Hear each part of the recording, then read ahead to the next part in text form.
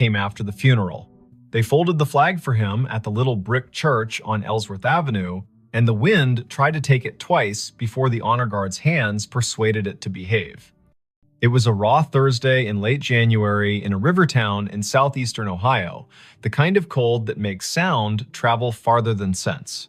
The man in the casket was Eamon Ridge, a volunteer firefighter and the sort of neighbor who shoveled 2 extra porches without mentioning it later.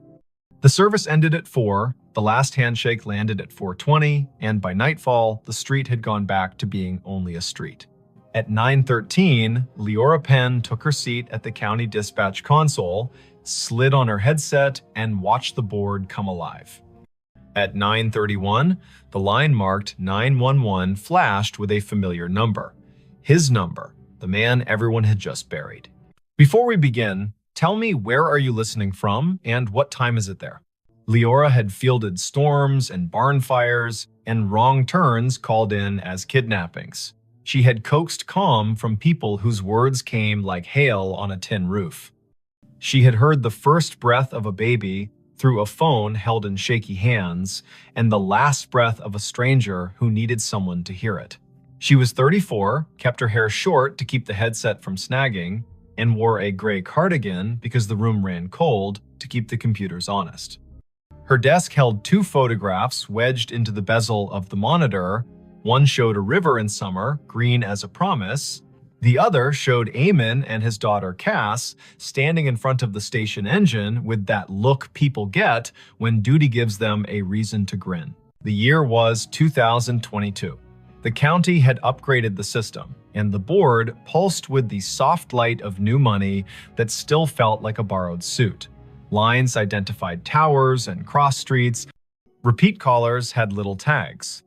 When Eamon's number flashed, it wore the tag she had put on it a year ago, Station 4. Her stomach made a small, foolish turn. Her hand did not. She tapped the line open. 911. What is your emergency?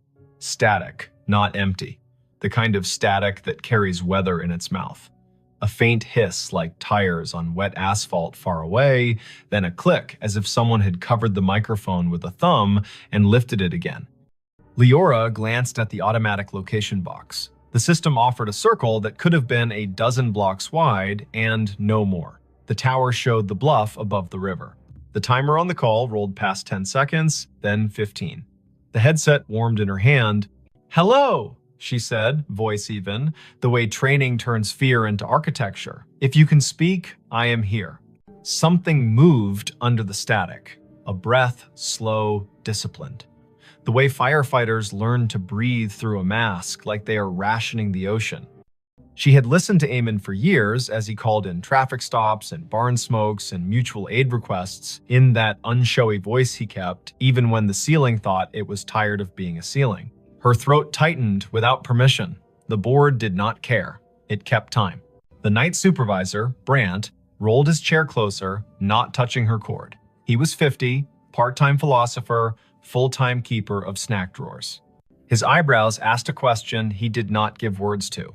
Leora tapped a note onto the incident log with deliberate fingers. Caller number displays as decedent from earlier funeral. Open line. Faint audio. Possible misroute from memorial device. Possible spoof. Monitor. "Eamon," she said quietly, because sometimes names open doors the way keys do. "If you can hear me, give me any sound." The line breathed once more, then found a voice. Not bright, not ghostly, a man speaking like someone who had walked all day and only now remembered he could sit. It said one sentence, 3 words, patient, back door locked. Brandt's hand hovered over the radio mic. Leora nodded once. He paged Station 2 because Station 4 was morning, and Station 2 would show up with their coats half-buttoned and their hearts arranged like a team. He sent them to the Ridge home on Quint Street, the small white place with a porch swing that had never let a guest feel foolish for needing to sway a minute. Leora kept her voice on the line. "Back door, locked," she repeated, writing it, hearing it, feeling the way the sentence wanted to be a map. "Is someone inside?" Nothing answered at first. Then a second sentence, softer. "Cass asleep." Brant's fingers were already moving the way piano players do when the song makes them want to be faster than they are. Officers on the midnight swing shifted their routes without complaint. The medic crew out of town angled their rig toward Quince in case Grief had found a trick that needed medical names. Leora sent a quick text to the on-call clergy liaison because the county did not believe in letting families be alone with what they could not name. "Amen," she said, "steady. We're sending them. Stay with me if you can." The line hissed like rain on a steel roof, and then went quiet. Not the click of a hang-up, the kind of quiet a room makes when a story finally sits down. The call timer rolled to 1 minute 23 seconds, then stopped. Disconnected, the board told her, cheerful as a toy that believes its work noble. Brant opened his mouth and then closed it. He reached for his coffee and decided it was the wrong kind of night for coffee and reached for water instead. Leora sat very still for a moment and felt the way adrenaline stands up in your body and refuses to sit until you give it a task. She gave it the task of listening. The lines danced with ordinary need. A possum in a kitchen. A husband who had cut his hand on a jar. A neighbor who had heard a window break and then realized it was the television. Her hands did their work. Her ear held a room for the line that had gone quiet. Officer G. Park radioed in first. Voice crisp. Tires crunching on salt in the street. Unit 3-1. Quince Street. Back porch light on. Back door indeed locked. Copy request to knock. "Copy," Leora said, hearing her own voice make simple shapes. "Proceed."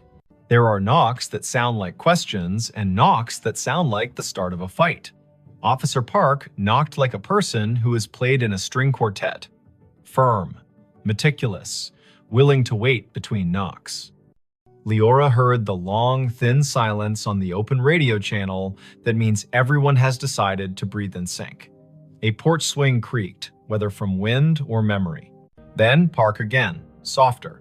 Visual on subject in living room. Teen. Asleep on couch. Television on mute. No visible distress. We are making entry. Park called the locksmith number taped to his visor, because there is always one, and he also called the small cheat that officers inherit, which is to lift the back door on its tired hinges when you turn the key the wrong way. The door opened, a floorboard confessed itself. Park moved through a small kitchen that smelled like heat and spice and thyme. He said, quiet as a blessing, "Cass, it's G, it's me." The girl woke with that rough sound grief makes when it has only just let go for half an hour at last. "Back door," Park said into his shoulder mic. "Locked, now secured." Subject breathing, oriented, tearful, says she fell asleep and forgot the back after the last aunt left. She says her dad would have said it. She says she heard him say it sometimes, even when he was alive, when she forgot. "I'm locking up, then staying here until her aunt returns." The call had been the little bridge a county makes when one house cannot manage all its doors alone. Leora typed. She logged, she breathed.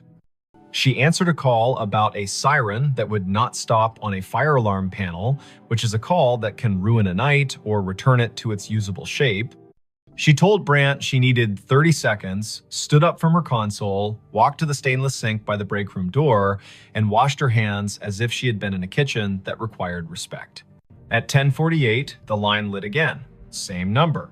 The board did not know how to feel about that and chose its usual indifference. Leora took it. 911.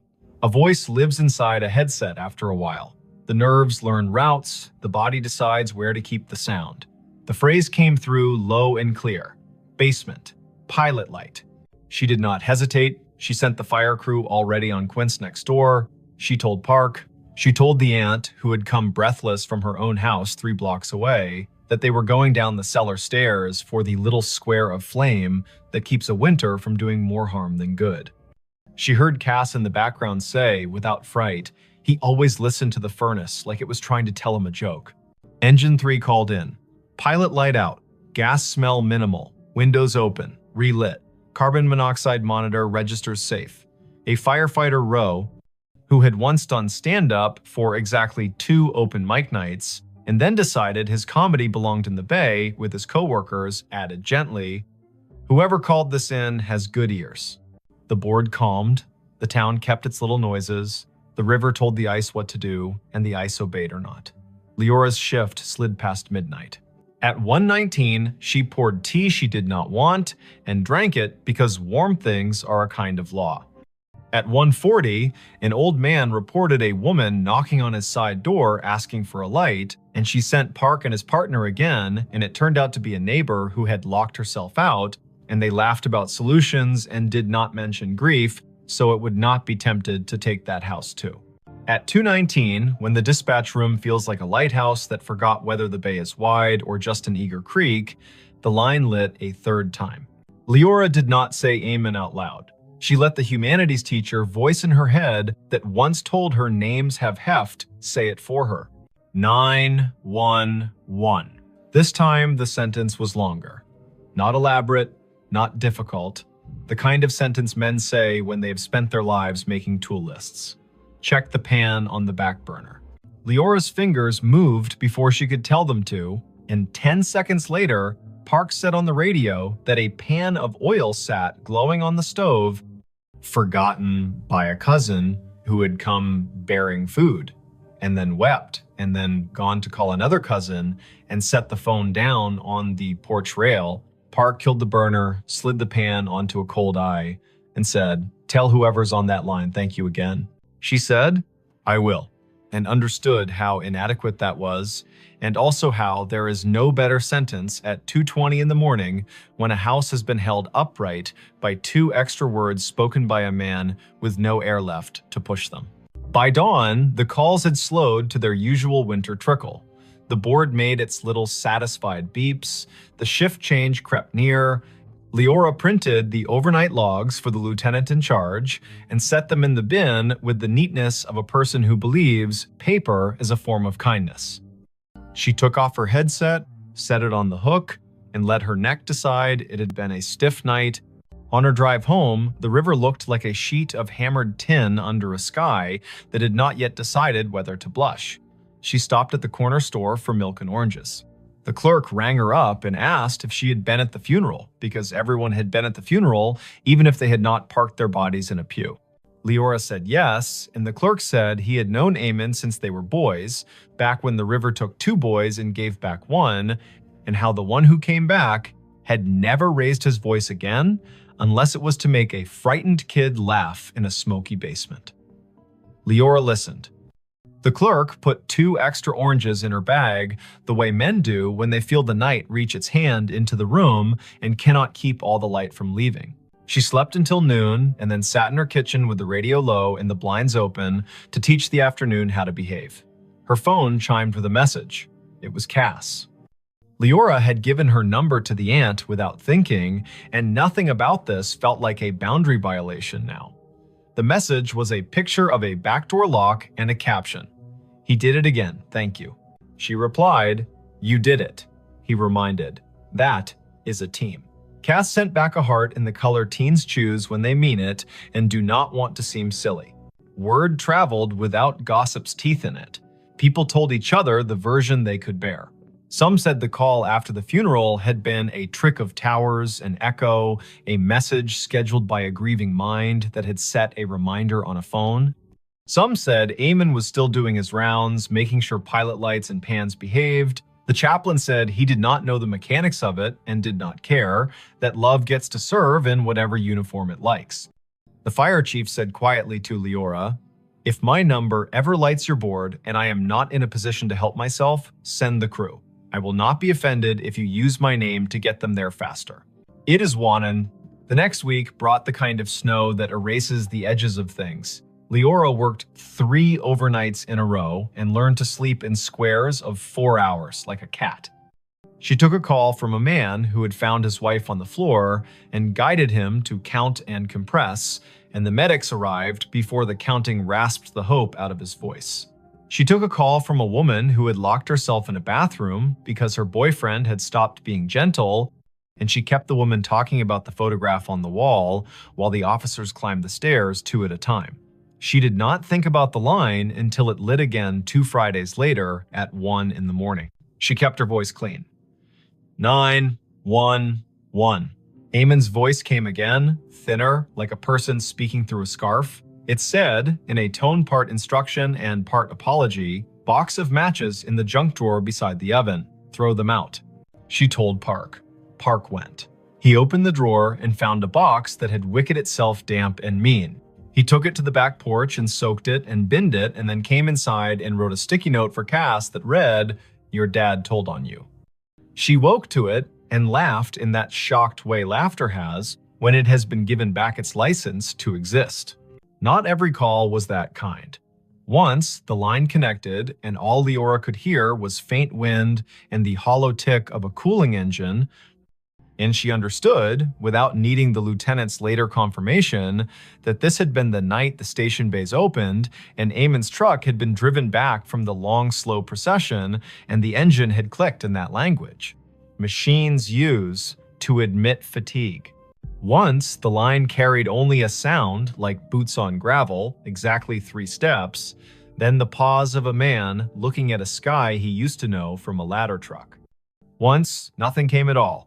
And still, she stayed on the line the way you stay on a porch after a friend has gone inside, just in case one more sentence needs to come out and walk around in the air. Spring loosened the river. April made the churchyard look less stern. Cass finished school with a concentration that made her teachers write small notes on the bottom of her papers. "You have turned into a person who trusts herself." Leora saw her at the station on an open house Saturday, and the girl hugged her the way nieces do their aunts without asking for the right to be related. They stood under the engine bay's great door and listened to the way small kids treat sirens like musical instruments when given permission. Cass said she sometimes still heard it, the way a voice comes into a room without needing to open the door. She said the voice had told her to bring in the porch rug before a thunderstorm that would have flung it across the block. She said the voice had told her to drink water before her stomach had the language to beg for it. "What do you think it is?" she asked, not demanding that it be a ghost or an algorithm. "I think you live in a county where people answer one another when called," Leora said. "I think sometimes lines open from one room to another because the rooms were built that way by love. I think if we say it out loud too many times, the day will get shy and pretend it never happened. And I think your dad trained his whole body to go when someone needed a sentence, and I do not know what training looks like later." Thanks for watching Allen's To Help Pray. Cass nodded as if she had been offered advice about lifting with her legs, not her back. She put her hands on the engine's bumper like a kid checking the pulse of a whale and whispered thanks in the dull shine where she thought it might carry. The last call came in July, on a night that smelled like cut grass and the electric promise of storm. The board was quiet. Brant had his feet crossed at the ankle, the way he did only after midnight when the county behaved. The line lit. Leora took it with the care of a person accepting a candle in wind. 911. There was no static, no breath, only a single word, perfectly ordinary, soaked in a patience she would remember until the last hour of her life. Enough.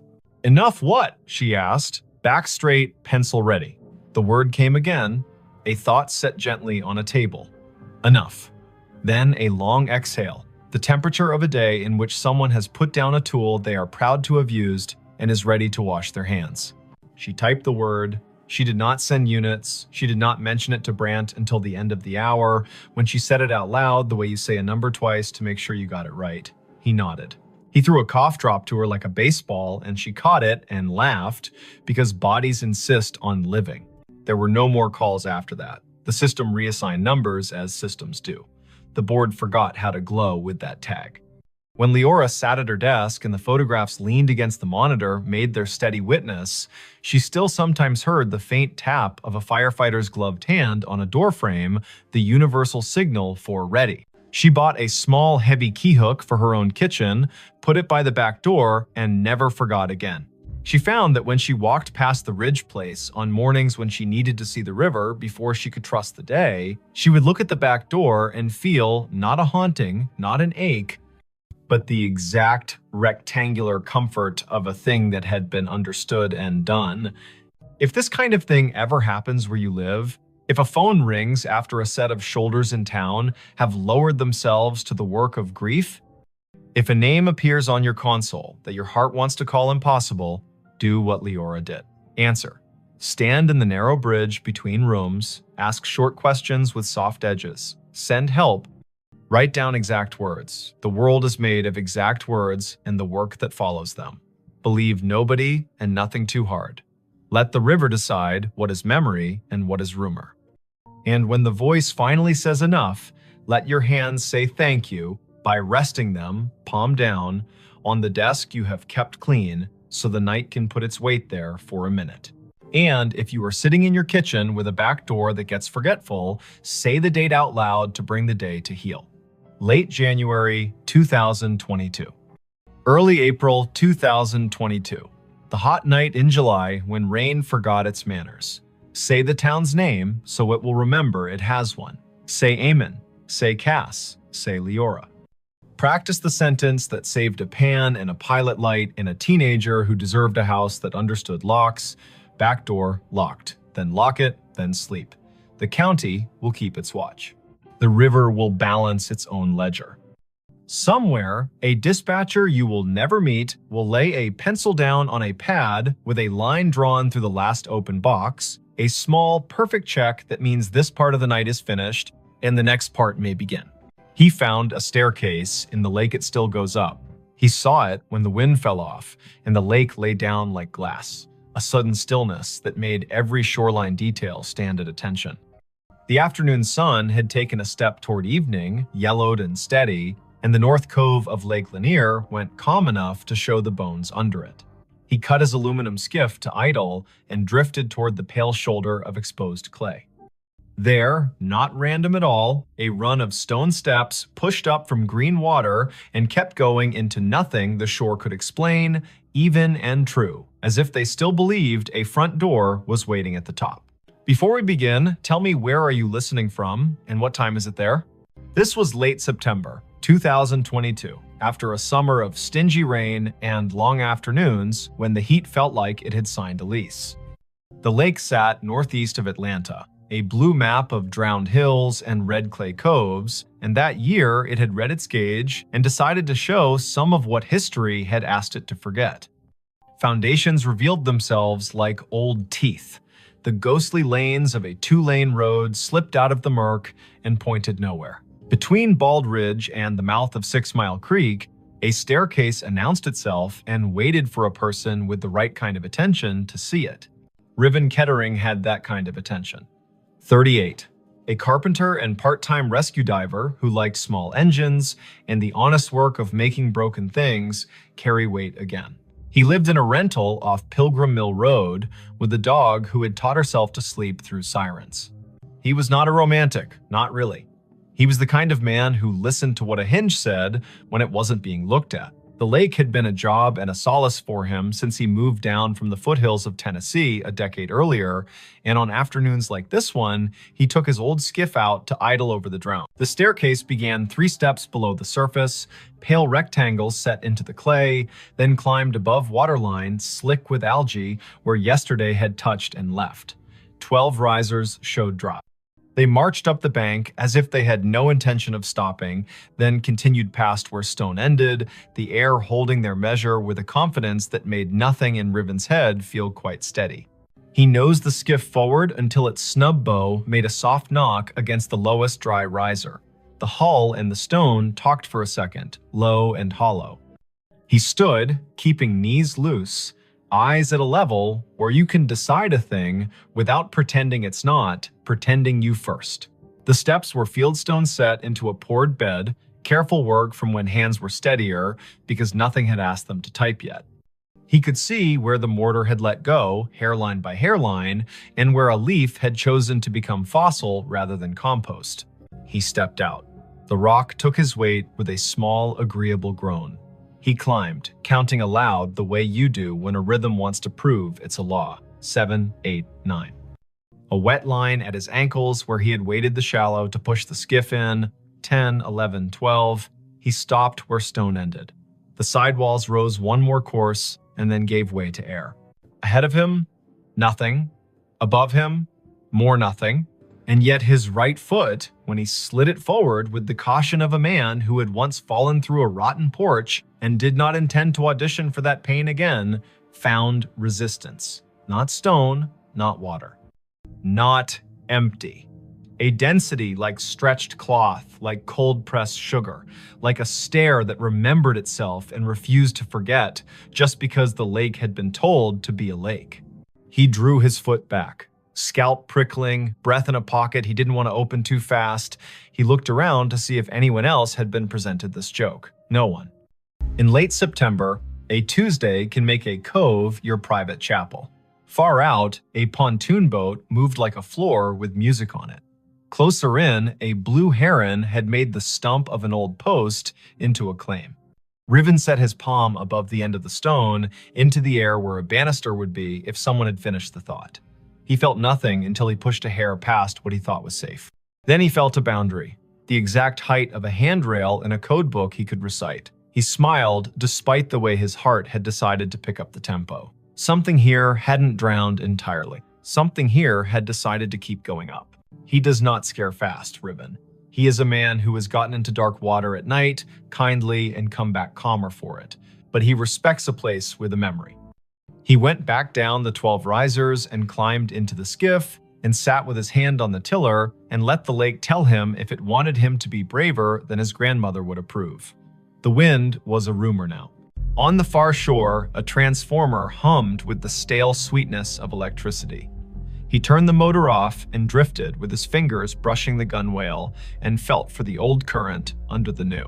A loon called once out in the main channel, the syllable bending toward a kind of loneliness that doesn't need an audience. Riven looked back at the steps. The air above the 13th riser shimmered, a trick of light or a rule he hadn't been told yet.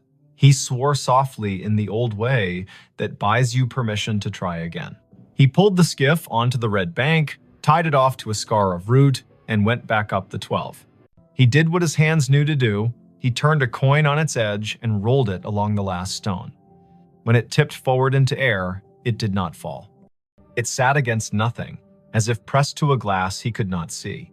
He slid it forward with one finger and felt it drag over an edge.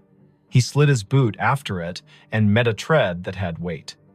He put his full foot down and his bones agreed that physics had not been insulted, only invited to a different kind of party. He brought the other foot up. He stood on the 13th step of something that existed without confessing to the eye.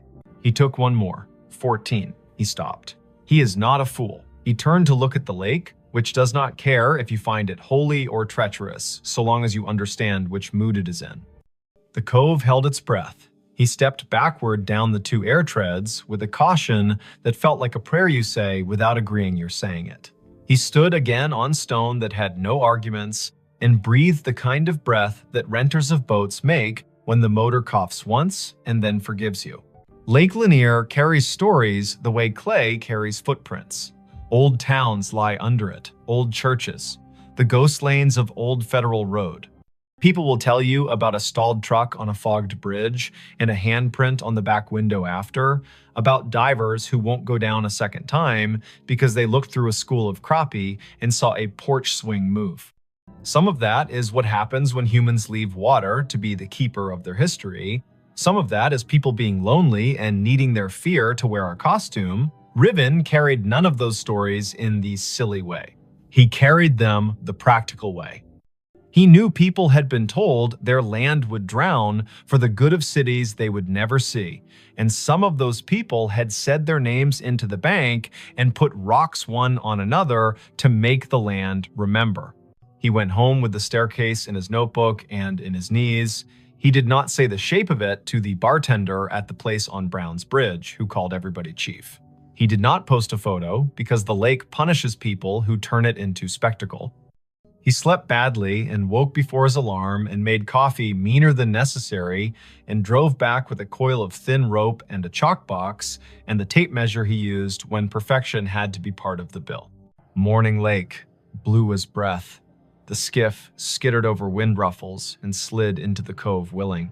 He tied a chalk line at the last stone and played it out up the air, marking nothing with blue dust that caught in nothing and hung there like a trick. He laughed once, quietly. He measured riser height with the tape and found consistency that would have made a county inspector nod.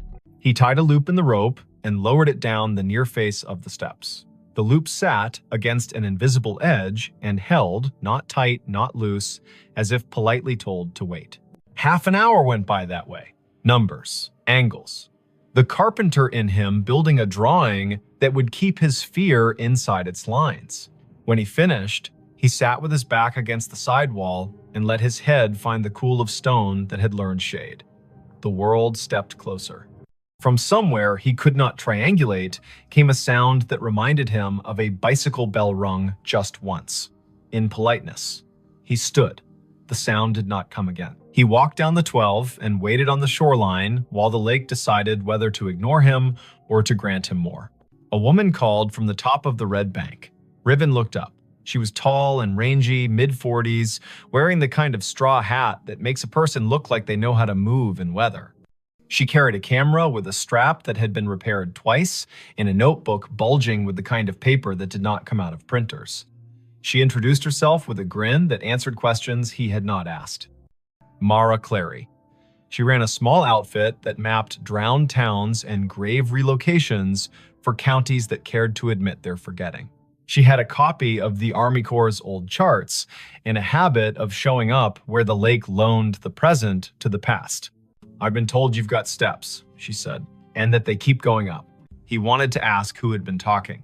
He wanted not to have his name in a stranger's mouth. But she put her hand on the sidewall like a careful person says hello to an old horse, and the way her face took in what she saw made him feel less alone in his own seeing. He nodded.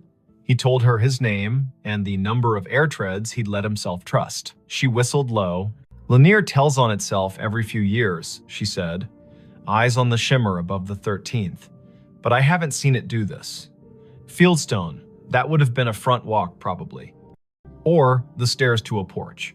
You can tell from the way these aren't as steep as church steps.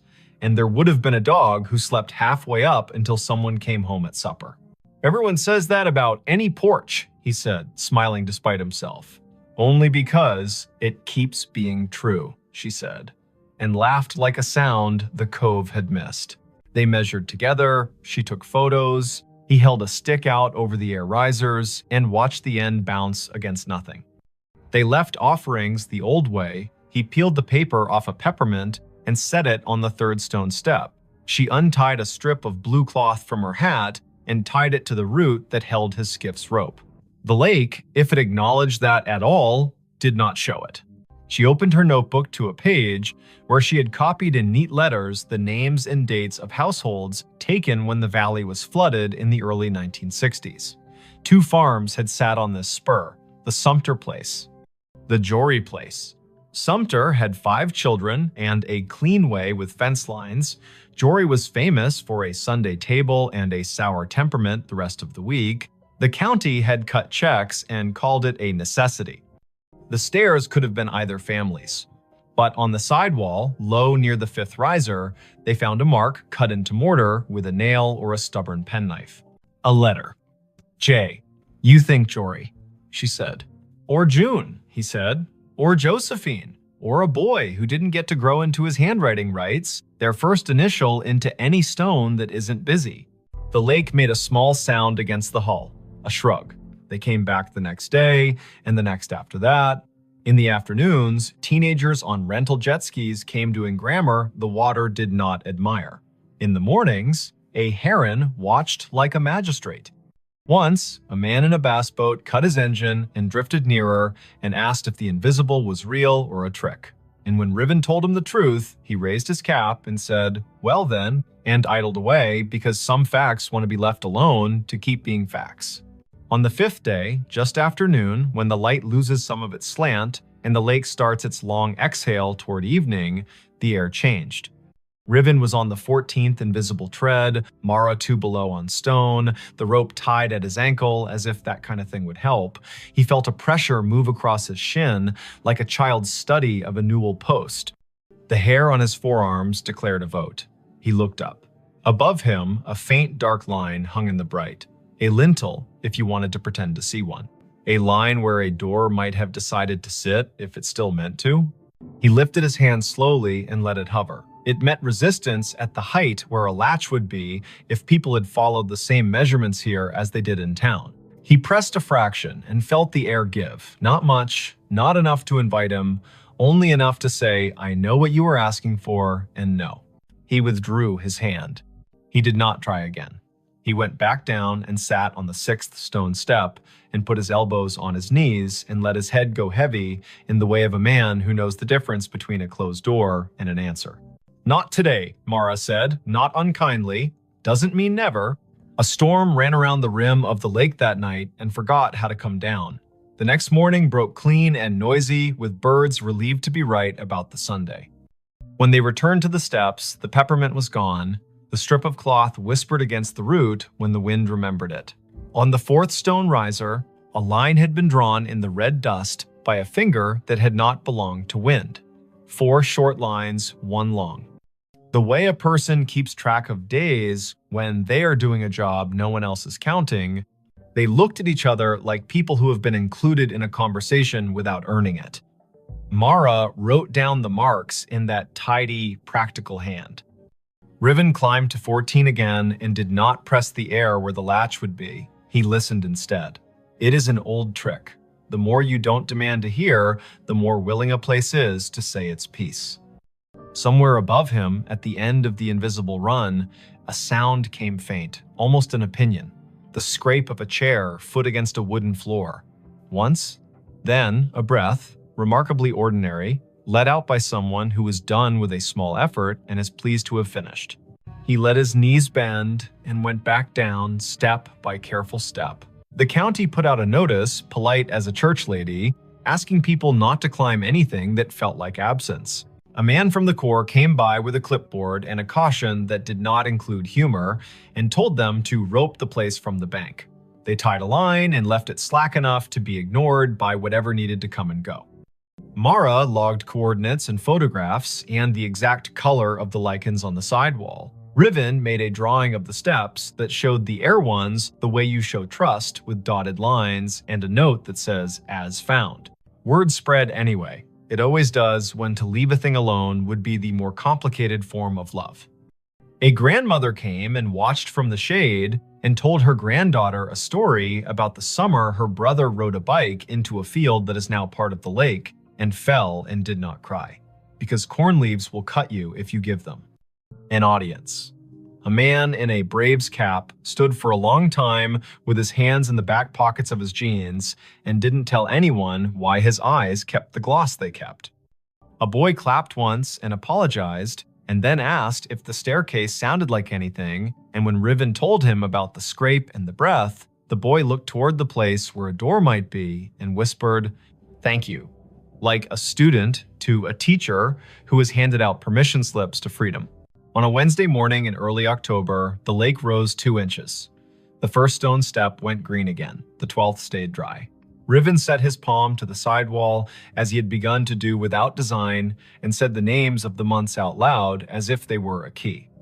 Mara arrived late, hair in a bandana printed with little cranes, a thermos in one hand and a sheet of onion skin paper in the other, the thin kind that takes pencil and lets the stone's texture come up through.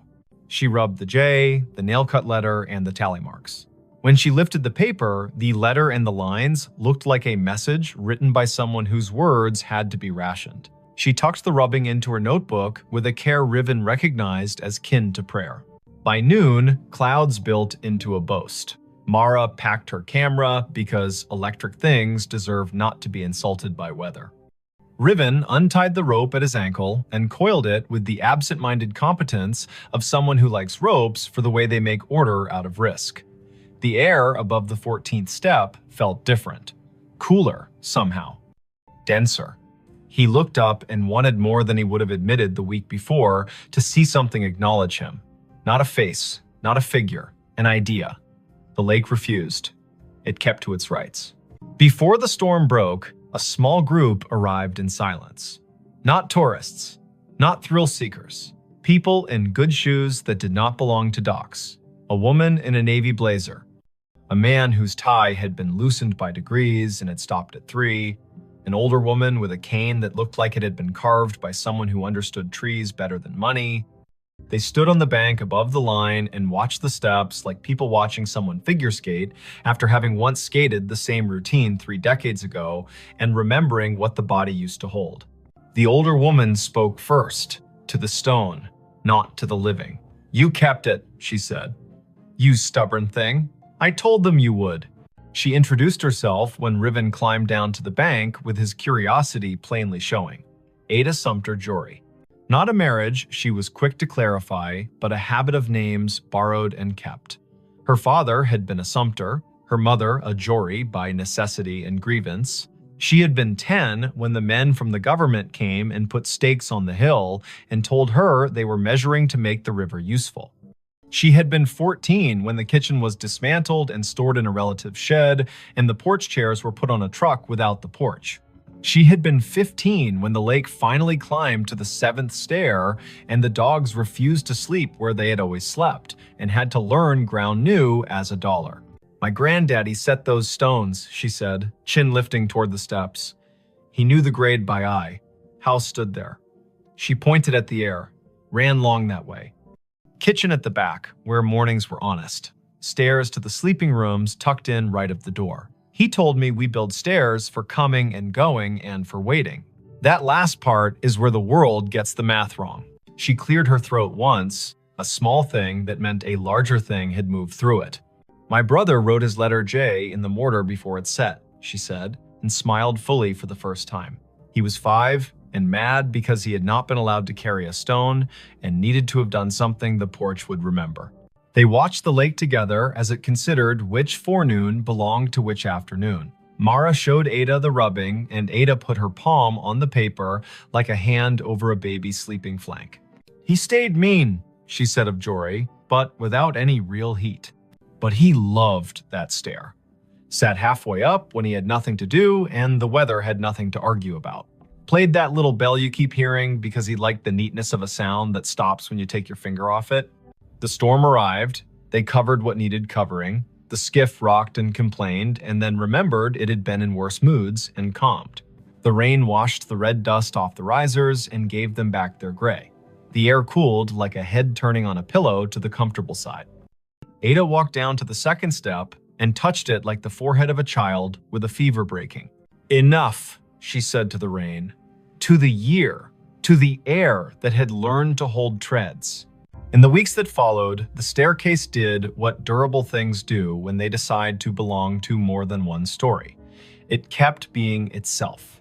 The lake rose and smudged the lower steps and then pulled back like a long breath returned.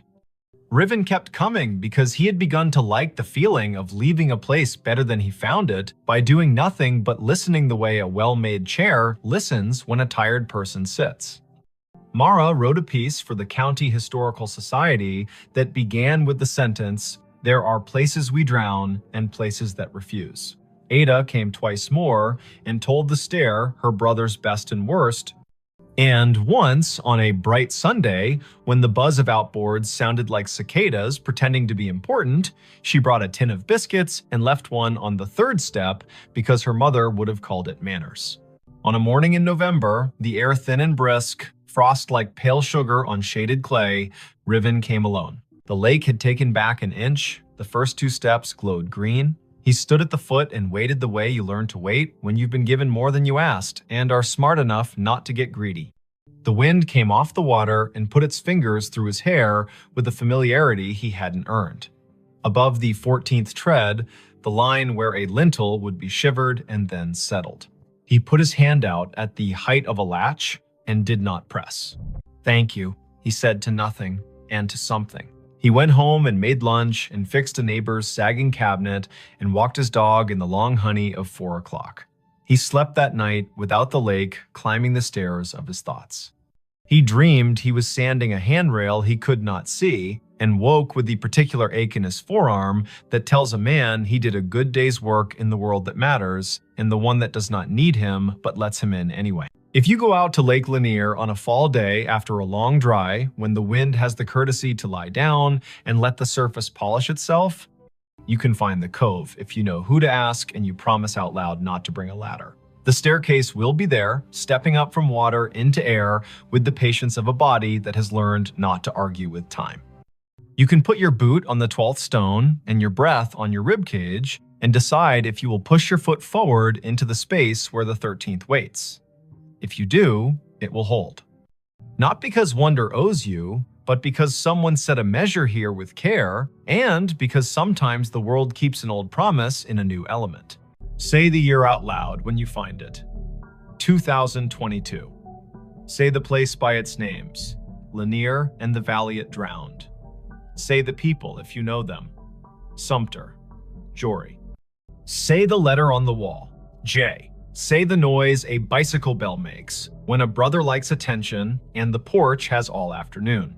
If you leave something, make it small.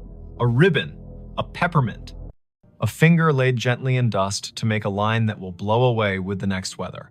Walk back down, let your knees do what they were built to do. Put your hand on the sidewall the way you would on a friend's shoulder when leaving them on their own porch in the dark to listen to the crickets. The staircase will keep going up whether or not your eyes can follow it. It will keep its measure in the air. The lake will rise and cover the lower treads and then fall back and confess again. Boats will hum. Herons will judge. A woman in a straw hat will rub letters onto paper, and a man with a dog who sleeps through sirens will coil rope and listen. And somewhere under the calm skin of the cove, where red clay holds onto everything it can hold, a front door you cannot see will stay shut and not unkindly, practicing the hardest kind of hospitality there is, offering you a way to ascend and a way to wait, and trusting you to know which one belongs to you today. Her phone pinged at a grave with her name. The notification bloomed on her screen the moment her shoes left the gravel and slid onto the soft path between moss-dark stones. A small bell chime, bright as glass. A banner at the top. You have arrived, Edeni Hale. The words sat there as calmly as a weather app, as if the city had decided to label her the way it labels a bridge or a square. The place was Bonaventure Cemetery in Savannah, Georgia. Spanish moss hung in long, steady sentences from the live oaks. The river kept its secrets behind the bluff and breathed like a sleeping room. It was late afternoon on a Sunday in early November, the air cool enough to make her wish for sleeves and warm enough to forgive her for forgetting them. Before we begin, tell me, where are you listening from and what time is it there? Her name was Edeni Hale, 28. She worked in visitor services at a small maritime museum upriver, the kind of job that made her memorize the angles of ships and the dates when storms came ashore. She liked fonts and quiet, and the sound salt makes drying on stone. She was visiting Bonaventure because her friend Anson had flown in from Minneapolis for a long weekend, and the two of them liked places that let you feel your breath in your mouth. The year was 2021. Phones knew where you were within decent intimacy. Some headstones wore small plaques with codes that asked to be scanned and promised a story. They had parked on Bonaventure Road under an oak that had learned to be older than most houses. The sky was simple, a clean coin of light. The volunteer at the office had given them a paper map and a soft-voiced list of locations worth the walk if you wanted your day to hold. Look for the little angels facing east. Find the section where the camellias keep blooming against instruction. There's a family plot that feels like a room you shouldn't step into without knocking. No one mentioned a notification. Edeni stared at her phone. The banner did not give a location like Section F or Plot 31. It was the same tag her calendar used when she arrived at work or home. You have arrived, Edeni Hale. As if she were a place. As if the grave were her. Anson leaned toward the screen and squinted. He was tall and light-footed, a teacher of high school literature who carried poems in his pockets like receipts. He read the banner and then her face and made a small arranging motion with his hands, the way he does when he wants to place humor where fright is trying to sit. That's a bug, he said, not unkindly. Or a geofence you made and forgot. Did you tell your phone to remind you to be yourself today? She clicked the banner to see where the phone thought she belonged. A map opened, a blue dot pulsed with the steady patience of a small heartbeat. A gray pin sat 100 feet east in a section labeled McAllister. The pop-up bubble above the pin read Ideni Hale in the same unsentimental font. She did not have a virtual contact called a cemetery. She had not created a reminder to arrive at her own name. The phone had decided the path curled between stones with dates that made you speak them out loud, because numbers are easier to hold when they come through the mouth. 1873, 1920, 2009. The Oaks leaned as if sold on the idea that the living need rehearsal space. Anson spoke a tour fact about a poet who loved this place and whose plaque visitors touch in a small, quick superstition. Idoni nodded because liking facts is a way of staying steady. Her pocket shook again. Another chime, the same banner. You have arrived. Ideni Hale. She breathed the way the yoga teacher on the internet tells you to. In through a count of 4, hold for 4, out for 6. They followed the path east until the bluff opened its shoulder and let the wind test their sleeves. The section ahead was a little higher, a little more sure of itself. A plot enclosed by low stone, dressed in ivy, sat beneath a live oak that looked like a table that had decided to grow legs. In the center stood a headstone gray as rain, taller than Idoni's shoulder. The name at the top held Ideni Hale. She stopped. You might have stopped too. Her name was not common. Her mother had found it in a book of Old English names and liked the way it sounded like a promise made under a tree. She had never met another Ideni. To see the letters in this order on stone felt like stepping into a movie where you have lines you did not audition for. Anson's hand found her elbow without a show of it. He had the sense not to say, wow, or are you kidding? He stood with her and let the river finish a sentence neither of them had started. The dates carved below the name were the first clean relief, 1974 to 2014, not hers. A woman 2 decades older, gone 7 years now. Under the dates, a line that read as keeper of the keys.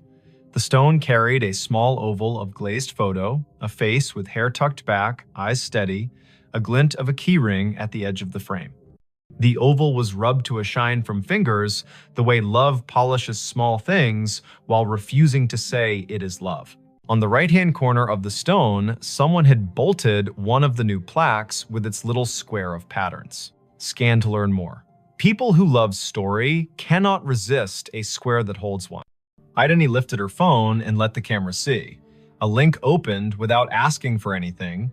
A page built by a memorial service company bloomed. At the top, the name again. Below, a small biography. A life lived with habits, upright and kind. A childhood in Chatham County. A long run as cemetery sexton. The last line read in a voice that felt like a woman sitting on a step with a mug and a warning and a grin. If you need something, tell the ground. It will tell me. While she read, the phone hummed again. Not a banner this time. A little circle pulsing at the top of the screen, the way maps announce a place with enthusiasm. The circle flashed once, then settled. Ideni swiped down to see the source, a calendar reminder with no category. White, titled simply, Arrived. Location, here. She had not written that. The phone, perhaps, had decided the day needed a label, or the small plaque had more to it than the page admitted. Anson said the woman in the photo had librarian eyes. He meant that as a compliment. He pointed at the keyring. He said his grandmother had been a keeper of the keys at a church in North Dakota, and those women know where every grief sits at every hour, the way a night janitor knows which chairs spit gum and which ones sigh. They stood a while. People walked past in respectful silence, guided by a docent's voice that held just enough theater to keep 15 people from wandering into their own daydreams. Spanish moss moved like thought repeating itself. A flake of light rose off the river and fell back as if it had changed its mind about being air. It would have been a good story already finding your own name on stone, a phone that had the audacity to tell you you had arrived, but something else decided to be true. A little tone sounded from the phone, the way sounds do when an app you forgot you had decides to help. It was the noise her AirDrop made when someone nearby wanted to share a photo at inopportune moments. The screen shifted to a dialogue. A file offered to send itself to her. The sender name was a string of letters and numbers that meant nothing. The file name read Keys. Anson leaned in and made his face calm. "Decline," he said gently, "because strangers in public places with quick hands make tricks, and both of them work in museums and have seen every version of the human habit of testing boundaries." She hovered. Decline would be wise. Accept would be a dare. She pressed accept because sometimes you let stories finish what they start. The file downloaded. It was not a photo, it was an audio file, a minute 42 in length. The waveform showed it wasn't silence. She tilted the phone toward her own ear instead of speaker because you don't open a voice in a cemetery loud unless the voice has earned the right. Static first, then the sound of wind combing something thin, then a woman's voice, the age of a woman, who tells tools where they belong and expects cooperation. The voice said, "Dry as a towel and warm as a summer kitchen. If you are standing over me, child, and your name is mine, you can help me keep my promises. Put your phone on the stone and leave it be a minute. It will tell you where to stand next." Anson's eyebrows did a small jazz riff and then tried to behave. "Okay," he said softly, a word that meant, "I am here and I am not going to ruin this with cleverness." Ideni set the phone on the flat top of the headstone the way the voice had instructed. The screen slid into its lock. Her reflection replaced her. The oval photo looked past her shoulder the way old photos always do. She counted in her head as a way to keep the childish fear of being tricked from standing up and knocking the ritual with its elbow. 50, 60, 78. The phone buzzed once, she lifted it. The map opened of its own accord. The blue dot had moved nothing. The gray pin had changed. It labeled another grave 30 yards north with a name neither of them had seen on the paper map. Rosin Hale. A second name. Another Hale. The first name was Welsh and not common here. They went because the day had asked enough times to be answered polite. The second stone stood lower, more modest. The granite, a color you could never find on purpose if you looked in a catalog.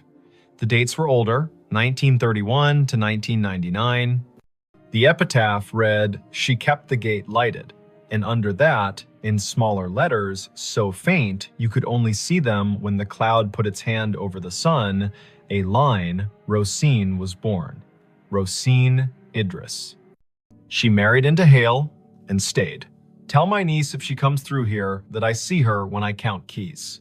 I am not anybody's niece, Ideni said aloud, and then took a breath because she heard the defensiveness squirreled underneath.